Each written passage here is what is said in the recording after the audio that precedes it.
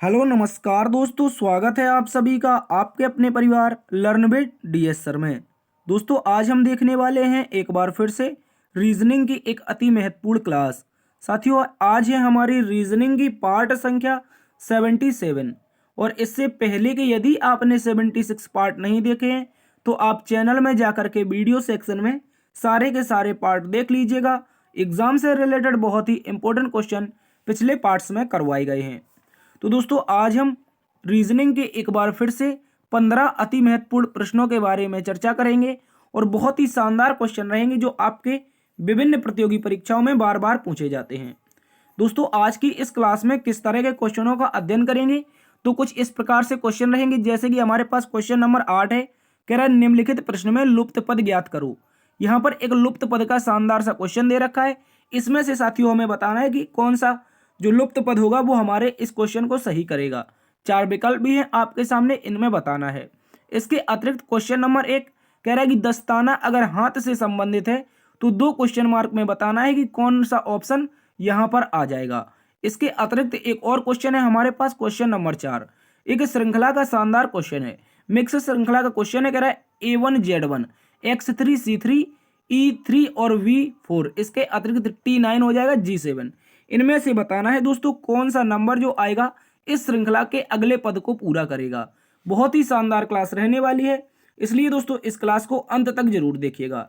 चलिए चलते हैं आज के पहले क्वेश्चन की तरफ।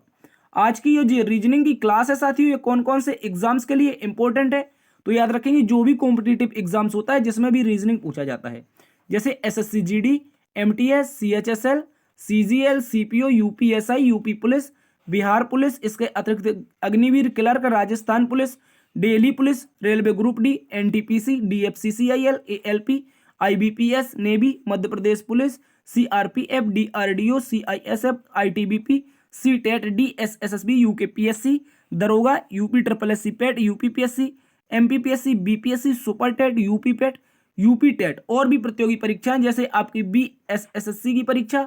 इसके अतिरिक्त दोस्तों राजस्थान पटवारी, मध्य प्रदेश पटवारी, आपकी उत्तराखंड पुलिस, UKPSC, इसके अतिरिक्त दोस्तों आपकी हरियाणा पुलिस या फिर दिल्ली पुलिस या फिर कोई भी प्रतियोगी परीक्षा जिसमें भी आपका रीजनिंग पूछा जाता हो, उन सभी एग्जाम्स के लिए ये क्लास शानदार साबित होने वाली है।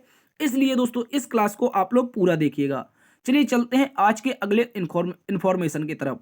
आज की इंफॉर्मेशन अगली ये है दोस्तों, यदि आपको इस क्लास का PDF प्राप्त करना है तो आप डिस्क्रिप्शन में दिए गए लिंक के माध्यम से आप टेलीग्राम को ज्वाइन कर लीजिए।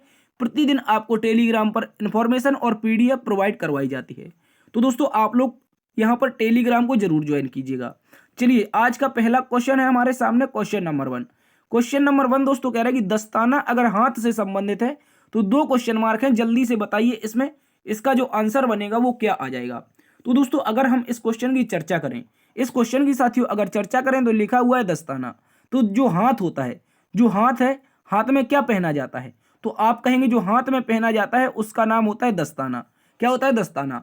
अब देखिए बात करें अगर पट्टा की, तो पट्टा गर्दन में पहना जाता है। किसमें? गर्दन में। लेकिन पट्टा कौन पहनता है? कुत्ता पहनता है। लेकिन दोस्तों जो हाथ होते हैं उनमें दस्ताना एक व्यक्ति पहनता है, तो ये गलत उत्तर हो जाएगा, ऑप्शन ए हो नहीं सकता। इसके अतिरिक्त अगर बात करें कमीज की, तो कमीज में टाई पहनते हैं।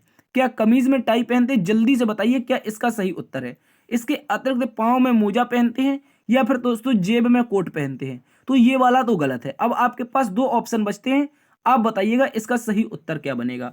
दोस्तों अब बहुत सारे स्टूडेंट के मन में ये चल रहा है कि दोस्तों कमीज में टाई पहनते हैं, तो कमीज में टाई पहनते नहीं है दोस्तों। कमीज में टाई को क्या करते हैं? बांधते हैं। क्या करते हैं? याद रखेंगे, बांधते हैं इस तरह से। ये वाला गलत हो जाएगा और सही हो जाएगा हमारा मोजे और पाँव वाला। कौन सा? जो पाँव होगा, पाँव में क्या पहनेंगे? मोजा पहनेंगे। तो पहले मोजा आना चाहिए, उसके अतिरिक्त आगे डबल उसके साथ क्या सिंबल के साथ आना चाहिए? पाँव। तो इस प्रकार से ऑप्शन नंबर सी दोस्तों हमारा सही उत्तर है। इसको आप लोग अच्छे से याद रखिएगा। चलिए चलते हैं आज के दूसरे क्वेश्चन की तरफ। आज का दूसरा क्वेश्चन है हमारे सामने, क्वेश्चन नंबर 2। क्वेश्चन नंबर 2 में कहा है साथियों, कह रहा है कि यदि एवब का कोड ये लिखा गया है तो एवब का कोड को ये संकेतन किया गया है तो उसी प्रक्रिया में इसको कैसे संकेतन किया जाएगा, यानी कि बिलो का कोड बताना है। एवब का कोड हमें यहाँ पर दे रखा है, बिलो का कोड बताना है। चलिए इसको देखते हैं किस तरह से इसमें लॉजिक बना है। तो साथियों अगर लॉजिक की बात की जाए तो यहाँ पर क्या कर देंगे, इसका हम प्लेस वैल्यू रख देंगे। ए होता है 1 पर, बी होता है 2 पर और ओ होता है 15 पर। इसके अतिरिक्त वी होता है 22 पर। आगे देखेंगे साथियों, जो ई होता है वो 5 पर होता है। और इसको लिखा क्या गया है, ये इंपॉर्टेंट बन जाता है कि इसको लिखा क्या गया है। तो साथियों अगर बात कर ले हम, इसको लिखा गया है सी। सी का मतलब दोस्तों 3 लिखा गया है। क्या लिखा गया है, याद रखिएगा, पहली बार में 3 लिखा गया है और दूसरी बार में 1 लिखा गया है। आगे दोस्तों आपको क्यू यानी कि 17 लिखा गया है। क्या लिखा गया है, क्यू लिखा गया है यानी कि 17 लिखा गया है। और आगे दोस्तों अगर देखेंगे, आगे अगर देखेंगे तो यहां पर आप पाएंगे कि यू क्या है दोस्तों, यू, यू का मतलब होता है 21। और उसके बाद लिखा है जी। क्या लिखा है दोस्तों, जी लिखा है। ठीक है, इसको याद रखेंगे। तो जी लिखा है, जी को क्या करेंगे साथियों, तो जी का जो कोड है वो 7 होता है। इस तरह से लिखा गया है। अब देखिए इसमें लॉजिक क्या चल रहा है। तो पहली बार में देखेंगे तो क्या हुआ है दोस्तों, प्लस में 2 हुआ है। अगली बार में देखेंगे तो माइनस में 2 हुआ है। अगली बार में देखेंगे दोस्तों प्लस में 2 हुआ है। अगली बार में देखेंगे कि माइनस में 1 हुआ है। तो दोस्तों अगली बार में अगर देख लें तो फिर भी प्लस में 2 हुआ है। तो इस तरह का लॉजिक बन रहा है। पहले +2 -2 +2 -1 और +2 का लॉजिक लगाना है।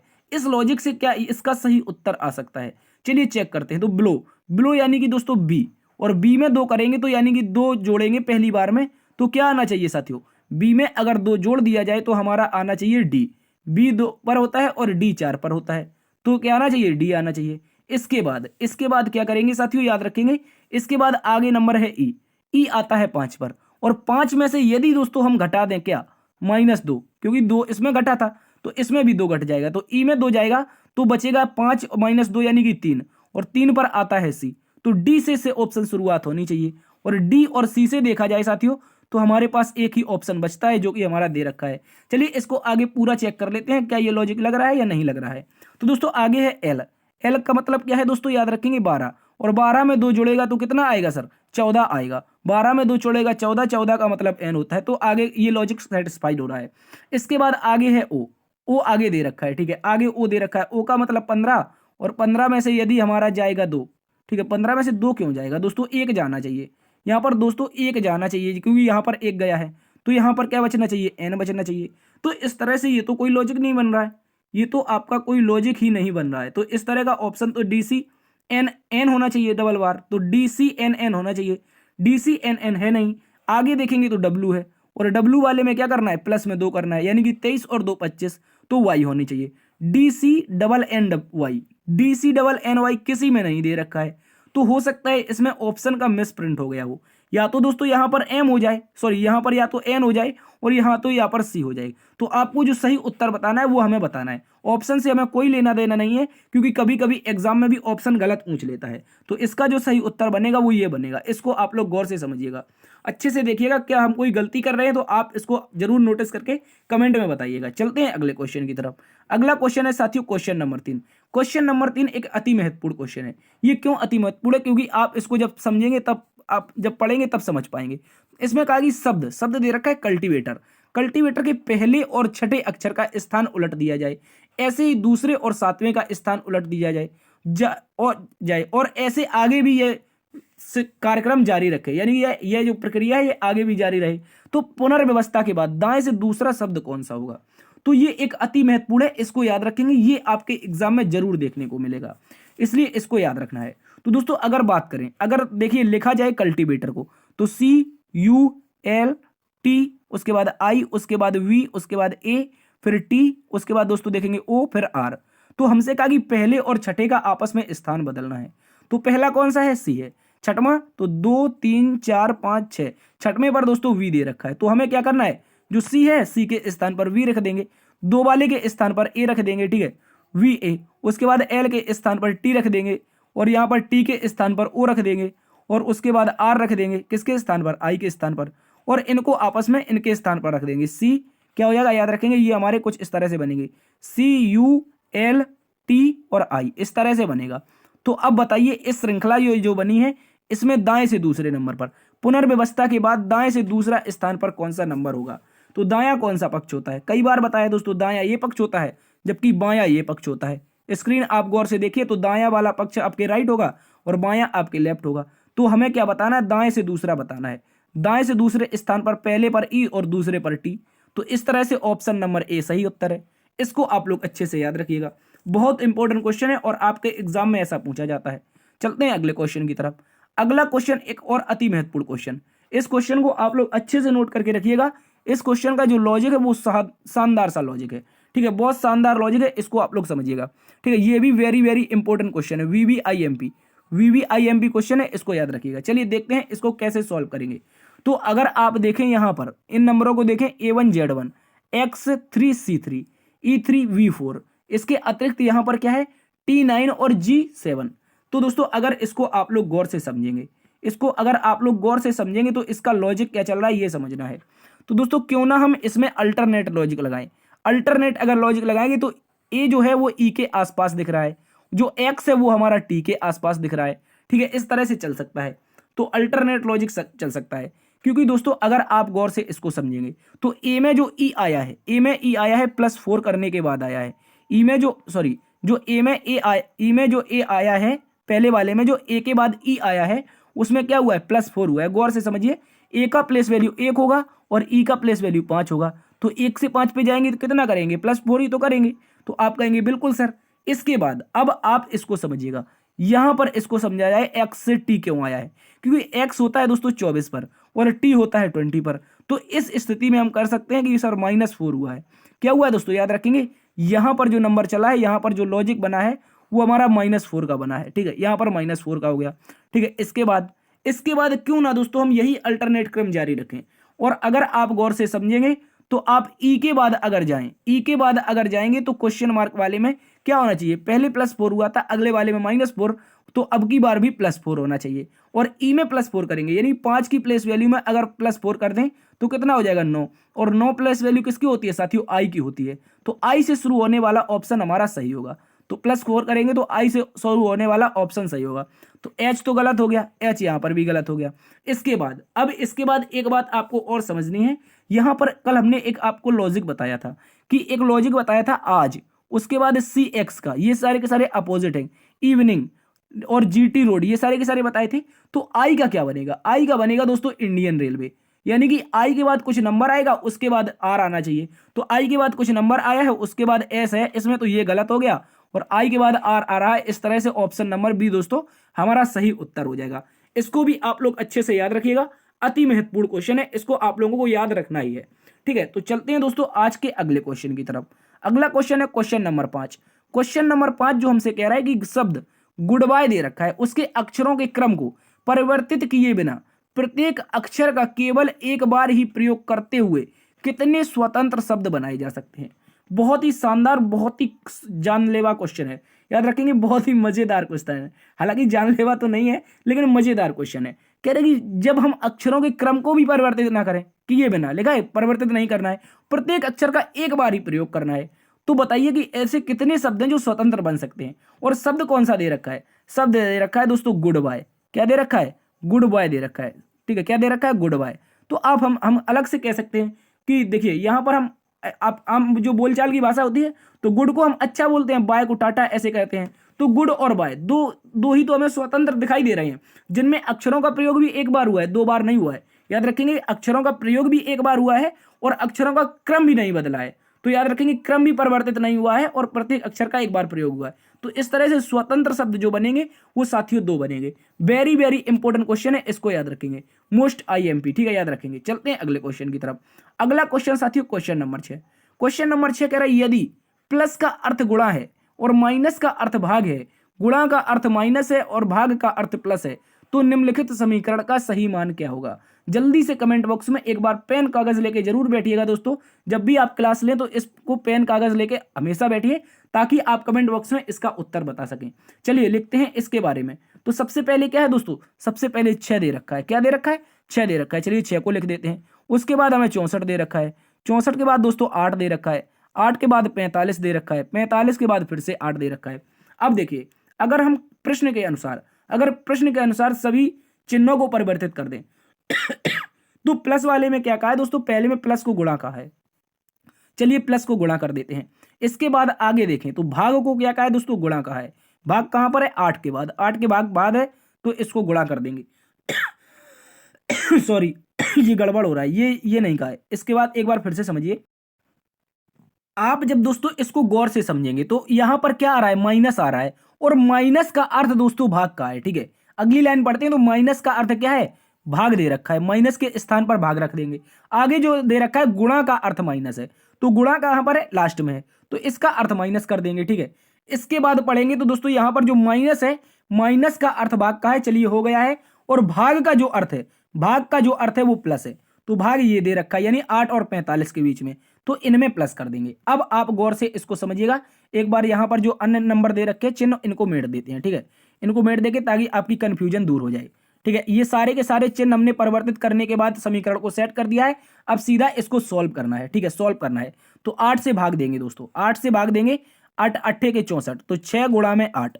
ठीक है, 6 गुणा में 8 और प्लस में 45 और माइनस में 8, तो 8 छक्के के 48, 8 छंगे 48 और 45 में से यदि 8 चला जाए तो 37 बचेगा। इन दोनों को जोड़ देते हैं तो 7 8 15, क्या हो जाएगा दोस्तों, 7 8 15, 4 3 7 1 8, यानी कि 85 आना चाहिए, 85 आना चाहिए। ऑप्शन नंबर ए में दे रखा है, ऑप्शन नंबर ए इसका सही उत्तर हो जाएगा। तो दोस्तों क्या ये क्वेश्चन आपको समझ में आया? यदि समझ में नहीं आया है तो 20 से 30 सेकंड वीडियो को रिवर्स कीजिए, पुनः से इसको समझिए तो समझ में आ जाएगा। चलते हैं साथियों अगले क्वेश्चन की तरफ। अगला क्वेश्चन है हमारे पास क्वेश्चन नंबर 7। क्वेश्चन नंबर जो 7 है इसमें हमसे कह रखा है एक दिन शाम को सूर्यास्त से पहले दो मित्र रमन और अर्जुन आमने सामने बैठकर बातचीत कर रहे थे। यदि रमन की परछाई ठीक उसकी बाईं ओर पड़ रही थी तो अर्जुन किस दिशा में मुख करके खड़ा था? जल्दी से कमेंट बॉक्स में इसका उत्तर बताइए। सबसे पहले इसको समझिए, एक शाम है तो शाम को जो सूर्य भगवान होंगे वो कहां पर होंगे, जो हमारा सन आ जाएगा वो पश्चिम में आएगा। कहां पर, याद रखेंगे पश्चिम में। ठीक है, ये पश्चिम में सूर्य हो गया। और परछाई कहां पर बनेगी, तो अगर किरणें यहां से निकलेंगी तो परछाई हमेशा पूर्व में बनेगी। इसकी कहां पर दोस्तों, पूर्व में बनेगी। इसको समझिएगा आप लोग, तो इसकी परछाई पूर्व में बनेगी। अब इसमें क्या कहा है कि ये दोनों आमने सामने खड़े होकर बात कर रहे हैं। यदि रमन की परछाई ठीक उसके बाईं ओर पड़ रही है, रमन की जो परछाई है उसके बाईं ओर पड़ रही है, तो बाईं दिशा बनानी है कौन सी, ये वाली, ये बाईं दिशा बनानी है। तो चलिए इसको बना देते हैं, इनकी इस तरह से पोजीशन खड़े कर देंगे। ठीक है, ये रहा रमन, एक मिनट, ये अभी क्लियर पता नहीं है कौन सा रमन है कौन सा कौन है। ठीक है, तो ये एक लड़का है, ये दोनों आपस में बात करने लगे। तो ये कह रहा है रमन की परछाई ठीक उसके बाईं ओर, तो परछाई तो निश्चित है। यदि मेरा मुख दक्षिण दिशा में होगा, याद रखेंगे, यदि मेरा मुख दक्षिण दिशा में होगा तो मेरी परछाई पूर्व दिशा में बनेगी। तो यानी कि रमन की जो परछाई है उसके बाईं ओर बन रही है। ठीक है, बाईं ओर जब भी बनेगी तो उसका मुख दक्षिण में बनना चाहिए।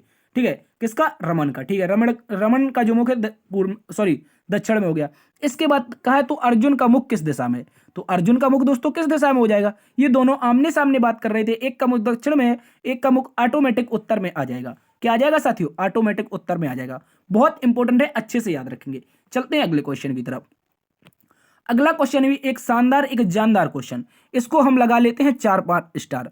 VVIMP, इसको लगाइए 4-5 स्टार। ठीक है, 4-5 स्टार के साथ इसको नोट करिएगा, बहुत इंपॉर्टेंट, 2 से 3 बार एग्जाम में पूछा गया है।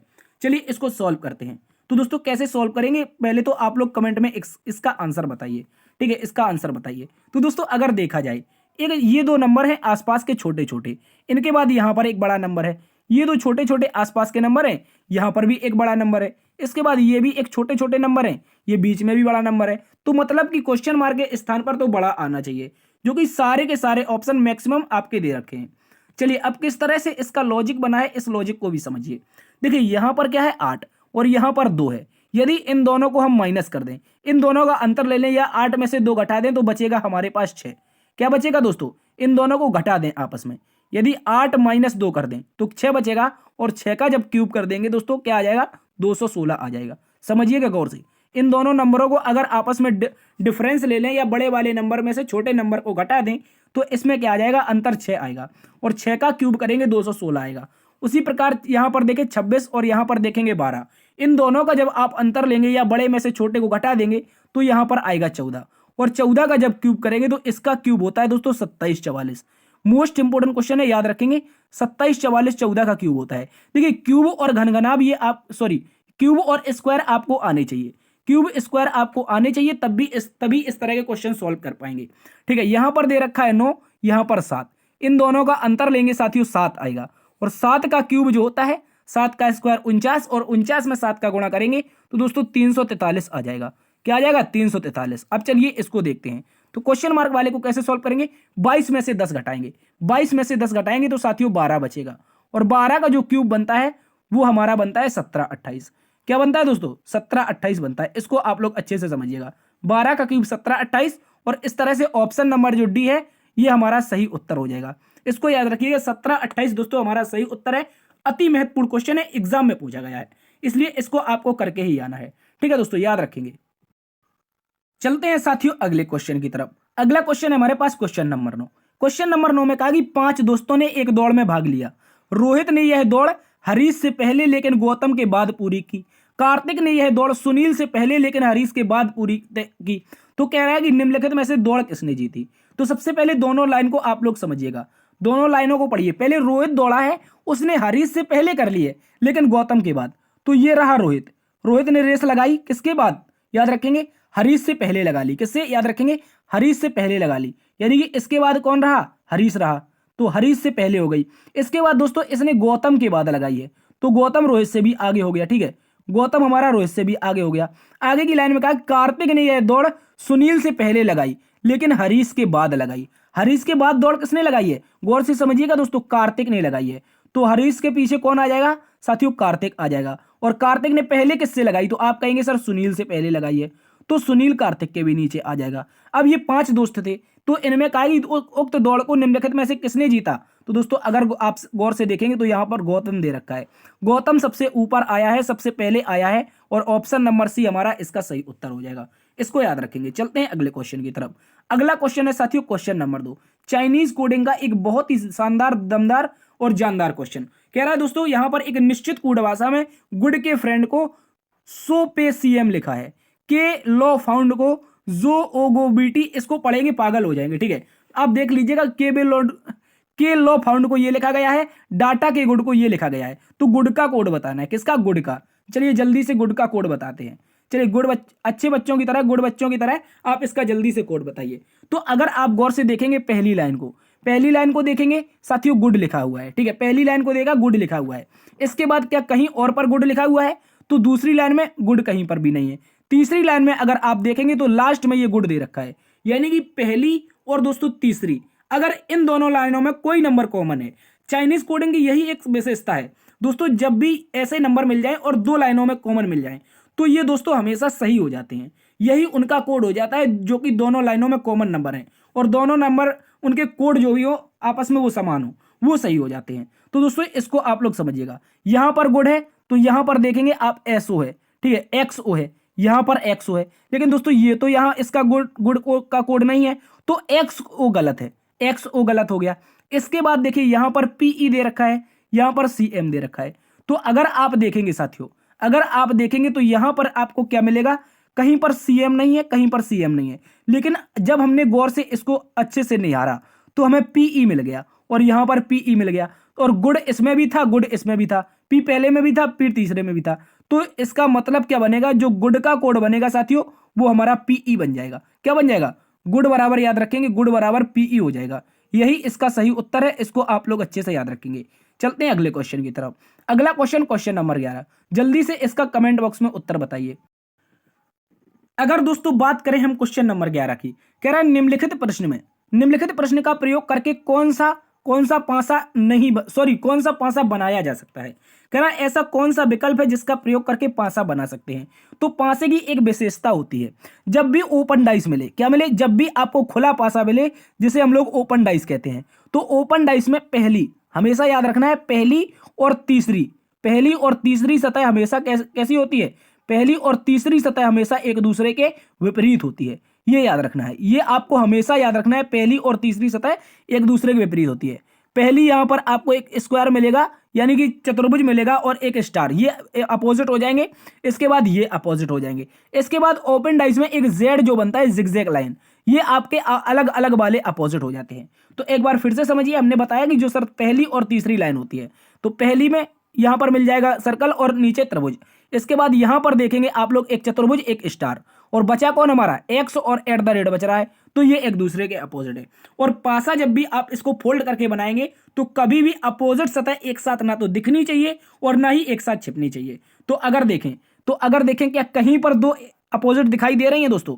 क्या कहीं पर है? देखिए अगर देखें इसको, अगर इन दोनों को देखें तो आप कहेंगे सर अब ये तो ये दोनों अपोजिट थी, ये दोनों एक यहाँ पर है, एक यार दोस्तों यहाँ पर है, ये एक दूसरे के तीसरे नंबर पर थी और ये अपोजिट थी, तो हम कहेंगे पहला वाला गलत है। उसके बाद दूसरा देखते हैं। दूसरा में सर एट द रेट और एक्स को देखेंगे, ये दोनों अपोजिट है, लेकिन आप कहेंगे सर यहाँ पर एट द रेट और एक्स दे रखा है, तो ये भी गलत है। इसके बाद तीसरा चेक करते हैं। तीसरा में सर एट द रेट दे रखा है, ये रहा एट द रेट, उसके बाद एक स्टार दे रखा है, उसके बाद स्टार भी ये रहा, उसके बाद ये क्या दे रखा है, एक सर्कल, एक सर्कल, यानी कि at the rate star circle, at the rate star circle, तो at the rate star circle. तो यहां पर ये जो पासा है तीसरे नंबर का, गौर से समझिए, ये तीनों के तीनों अपोजिट भी नहीं है और एक दूसरे से ये मेल खा रहे हैं, यानी कि तीसरा वाला बन सकता है। जब चौथा ना बने तो तीसरा वाला आपका सही हो जाएगा। ठीक है, चौथे वाले को भी चेक करते हैं। तो चौथे वाले में देखेंगे कि यहां पर दोस्तों एक सर्कल है, यहां पर एक ट्राइंगल है, ये एक सर्कल और ये ट्राइंगल जो कि वहां पर अपोजिट थे यहां पर एक साथ दिख गए, तो ये गलत हो गया। तो इस तरह से बचा हमारे पास ऑप्शन नंबर सी, और ऑप्शन नंबर सी दोस्तों इसका सही उत्तर है, इसको याद रखेंगे। चलते हैं अगले क्वेश्चन की तरफ। अगला क्वेश्चन है कथन निष्कर्ष, सिलोजिज्म का एक शानदार सा क्वेश्चन। कह रहा है सभी व्रत त्रिभुज हैं, जितने भी व्रत हैं, चलिए बना देते हैं इसको, जितने भी व्रत हैं, चलिए लिख देते हैं यहां पर, जितने भी व्रत हैं वो सारे के सारे जो व्रत हैं, ये सारे के सारे व्रत किसके अंतर्गत आएंगे, आप कहेंगे सर किसके, त्रिभुज के अंतर्गत आएंगे। चलिए इनको सारे के सारे व्रतों को किसके अंतर रख देते हैं, त्रिभुज के अंतर रख देते हैं। ठीक है, ये हो जाएगा हमारा त्रिभुज, इसको याद रखिएगा, ये त्रिभुज बन गया। इसके बाद कह रहा है कुछ त्रिभुज आयत है, कुछ त्रिभुज का जो पार्ट है, गौर से समझिएगा, जो कुछ त्रिभुज का पार्ट है, मान लीजिए इतना इतना सा ये जो पार्ट है, कौन सा, ये वाला जो पार्ट है त्रिभुज का, ये क्या है, याद रखेंगे आयत है। कुछ त्रिभुज हो गए हमारे आयत। आगे क्या कह रखा है दोस्तों, सभी आयत वर्ग हैं, जितने भी आयत हैं, साथियों याद रखेंगे गौर से, जितने भी आयत हैं वो सारे के सारे क्या हैं, ये सारे के, एक मिनट, ये सारे के सारे दोस्तों हमारे वर्ग के अंतर्गत आने चाहिए, तो बना देते हैं सारे के सारे आयत को वर्ग के अंतर्गत। ठीक है, तो ये हो जाएंगे सारे के सारे आयत वर्ग के अंतर्गत, तो बड़ा सा सर्कल ये वर्ग का हो जाएगा। चलिए अब निष्कर्ष को पढ़ते हैं। तो हमारा जो हमारा चिन्ह बनेगा वो सॉरी जो हमारा चित्र बनेगा वो कुछ इस तरह से बनेगा। तो अब इसमें पढ़ते हैं कौन सा हमारा सही हो सकता है। ठीक है, इसमें कौन सा सही हो सकता है, जल्दी से पढ़ते हैं। तो कह रहा है सभी आयत त्रिभुज होने की संभावना है। दोस्तों क्या कह रहा है कि सभी जो आयत हैं वो क्या त्रिभुज हो सकते हैं। तो आप कहेंगे सर कुछ आयत तो त्रिभुज बता रहे हैं कथन में, लेकिन सभी आयत त्रिभुज है, लेकिन लास्ट में देखेंगे तो क्या लिखा है, संभावना। और संभावना क्या होती है दोस्तों, जब भी कोशिश करें तो बना सकते हैं इसको। कैसे, देखिए ये मान लीजिए आपका एक सर्कल है, किसका, त्रिभुज का, इसको चित्र बना देते हैं, ये त्रिभुज का है। ठीक है, ये त्रिभुज, अब एक क्वेश्चन कथन में कहा था कि कुछ त्रिभुज आयत हैं, और अब कह रहा है कि संभावना में सभी आयत हमें क्या बनाने हैं, त्रिभुज बनाने हैं। तो सभी आयत मान लीजिए इतने इतने से जो आयत हैं, ये जो इतने इतने से आयत हैं, इनको इस तरह से रख देते हैं। ठीक है, त्रिभुज के लिए त्रिभुज बना दिया, आयत के लिए आयत बना दिया, तो जो हमारे सभी आयत हैं वो त्रिभुज के अंतर्गत आ जाएंगे, क्योंकि कुछ त्रिभुज जो है, कुछ त्रिभुज कहा था, कुछ त्रिभुज आयत है, तो ये जो बड़ा सा त्रिभुज का एरिया है इसके अंतर्गत ये दोस्तों छोटा सा सर्कल कुछ तो आ जाएगा, हमारा क्या बन जाएगा, ये हमारा कुछ त्रिभुज बन जाएगा, यानी सभी आयत हमारे यहाँ के त्रिभुज बन जाएंगे, और कथन के अनुसार कुछ त्रिभुज क्या बन जाएंगे, आयत भी बन जाएंगे। तो हम कहेंगे कि पहली वाली जो संभावना है सर ये सत्य है। इसके बाद सर दूसरा पढ़ते हैं। कह रहा है सभी व्रतों के वर्ग होने की संभावना है। सभी व्रत, जितने भी व्रत हैं दोस्तों, क्या वो वर्ग हो सकते हैं। तो आप कहेंगे कि सर सारे के सारे त्रिभुज हमारे, देखिए गौर से समझिए, पहली की जो लाइन थी उसमें कहा था पहली वाली लाइन में सभी व्रत, कथन में पढ़िए सभी व्रत त्रिभुज हैं, जितने भी व्रत थे। देखिए ये एक मिनट, ये जितने भी व्रत थे ये सारे के सारे क्या थे, आप याद रखिएगा त्रिभुज थे। एक मिनट ये जितने भी दोस्तों व्रत थे ये क्या थे, सारे के सारे त्रिभुज थे, तो इनको हमने सारा का सारा त्रिभुज बना दिया था। ठीक है, यहाँ पर इस तरह से बना देते हैं, सभी के सभी क्या हो जाएंगे, ये जो व्रत थे ये त्रिभुज थे, लेकिन अब कथन में कहा कि सभी व्रतों के वर्ग होने की संभावना है। तो अभी हमें ये जो पार्ट पता चल रहा है, अगर गौर से आप इसको समझिएगा, इस वाले को समझिए, कलर चेंज कर लेते हैं यहाँ पर। ठीक है, अगर आप इस वाले को समझिए, कौन से, इस वाले, ऊपर देखिए ऊपर वाले चित्र में, इसको अगर समझिए तो कुछ पार्ट वर्ग का किसमें आ रहा है, त्रिभुज में आ रहा है। तो कुछ पार्ट अगर हम वर्ग का यहाँ पर त्रिभुज में ले आए कुछ इस तरह से, तो यहाँ पर ये हो जाएगा हमारा त्रिभुज, और ये हो जाएगा पूरा का पूरा वर्ग, और पूरे वर्ग के अंतर्गत हमारे क्या हो जाएंगे दोस्तों, व्रत भी आ जाएंगे। तो इस तरह से दूसरी संभावना भी सत्य है, यानी कि हम बना सकते हैं। तो जब भी संभावना आती हो तो मैक्सिमम केस में क्या होता है, संभावना हमेशा सच होती है, संभावना मैक्सिमम केस में हमेशा सच होती है। तो इस तरह से हम कहेंगे कि दोनों निष्कर्ष अनुसरण करते हैं, यानी कि ऑप्शन नंबर ए में दे रखा है साथियों, सभी निष्कर्ष अनुसरण करते हैं। तो दोस्तों उम्मीद करता हूं ये क्वेश्चन आप समझ गए होंगे। यदि अभी भी समझ में नहीं आया है तो आपसे रिक्वेस्ट है कि आप 2 से 3 मिनट वीडियो में पीछे जाइए, आपको एक बार फिर से देखिए तो 100% आपको समझ में आ जाएगा। अगर दोस्तों आपने कथन समझ डाला तो लाइव जिंगल आला, इसको एक बार जरूर देखेगा। हालांकि 5 से 6 मिनट इसको समझाने में लगे हैं, तो आप इसको जरूर देखेगा। चलते हैं अगले क्वेश्चन की तरफ। अगला क्वेश्चन है साथियों क्वेश्चन नंबर 13। क्वेश्चन नंबर 13 में कहा कि निम्नलिखित प्रश्न में कौन सी आकृति क्वेश्चन मार्क के स्थान पर आएगी।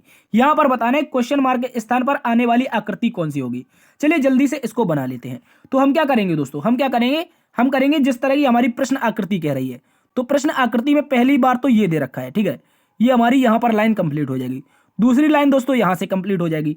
और आगे क्या मिलेगा, आगे आप कहेंगे सर एक बात मिलेगी। वो बात क्या है दोस्तों, एक हमें कुछ इस तरह का एक वो मिलेगा, यानी कि लेटा हुआ व्रत मिलेगा, और व्रत वो बीच से कटा होगा, ठीक है, ये हो गया। इसके बाद दोस्तों आप देखेंगे यहां पर एक वो लाइन जा रही है, कहां से, कॉर्नर से लाइन जा रही है, कॉर्नर से टच होते हुए एक कॉर्नर तक लाइन जा रही है। तो इस तरह का आकृति बनना चाहिए। इस तरह की आकृति कहां पर दिखाई दे रही है दोस्तों, तो आप अगर गौर से देखें इसको, ऑप्शन नंबर ए में ही दिखाई दे रही है।